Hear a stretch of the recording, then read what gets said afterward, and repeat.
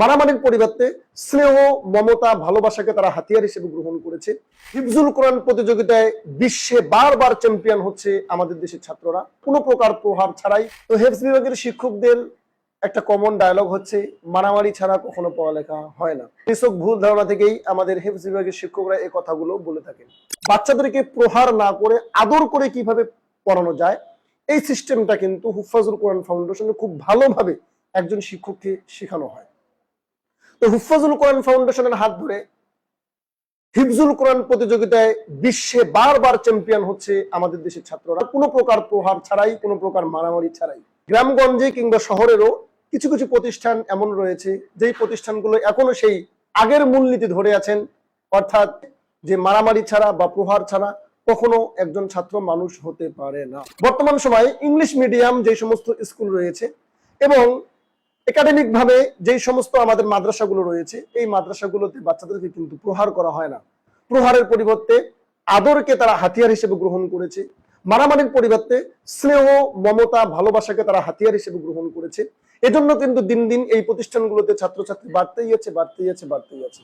অপরদিকে দেখা যাচ্ছে এখনো পর্যন্ত যে সমস্ত হেফজখানায় কঠিন ভাবে বাচ্চাদেরকে প্রহার করা হয়, মারার সময় কোনো কিছুই দেখা হয় না, অর্থাৎ হাতে যা আসতেছে তা দিয়ে মারামারি করতেছে, পা দিয়ে লাথি মারতেছে, কিংবা নানান ভাবে বাচ্চাকে টর্চার করছে। এই সমস্ত হেফজখানায় কিন্তু এখনো পর্যন্ত ছাত্রের সংখ্যা একেবারেই কম বা শূন্যের কোঠায়। আমাদের মাদ্রাসা কর্তৃপক্ষ, বিশেষ করে যারা মুহতামিম এবং যে সমস্ত প্রতিষ্ঠানের কমিটি শাসিত রয়েছে, কমিটি বৃন্দ, অবশ্যই শিক্ষক নিয়োগ দেওয়ার ক্ষেত্রে একটা বিষয় খুব ভালোভাবে পরখ করতে হবে, দেখে নিতে হবে। সেটা হচ্ছে এই শিক্ষক হাফেজ হওয়ার পাশাপাশি আলেম হয়েছে কিনা। যদি আলেম না হয় তাহলে এই শিক্ষক স্বীকৃত কোনো বোর্ডের মাধ্যমে প্রশিক্ষণ নিয়েছে কিনা। তা হুফাজুল কোরআন ফাউন্ডেশন হতে পারে, বেফাক হতে পারে। তো এরকম আরো ছোট ছোট অনেকগুলো প্রতিষ্ঠানেও এই প্রশিক্ষণগুলো দেওয়া হয়।